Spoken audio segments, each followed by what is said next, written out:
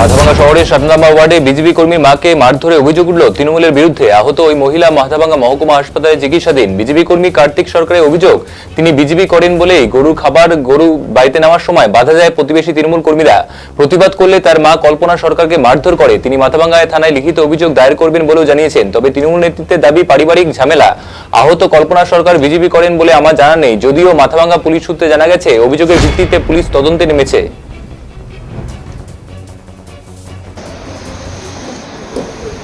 এবার কল্পনা সরকার বিজেপি করে কিনা আমি বলতে পারবো না, তবে তাদের মধ্যে ঝামেলা দীর্ঘদিনের। ওই এলাকায় মানে একটা পাড়াপড় থাকলে পরে যেরকম ঝামেলা হয়, বারংবার এরকম ঝামেলা দেখা গেছে এবং অনেকবার আমি মিটিয়ে এসেছি। যাই হোক, আজকে কী নিয়ে ঝগড়া হয়েছে আমি জানি না, কারণ আমি ভোট নিয়ে ব্যস্ত, আমার কাছে কোনো খবরও আসেনি সেই অর্থে। কিন্তু তারা বিজেপি করে বলে এটা আমি ঠিক জানি না।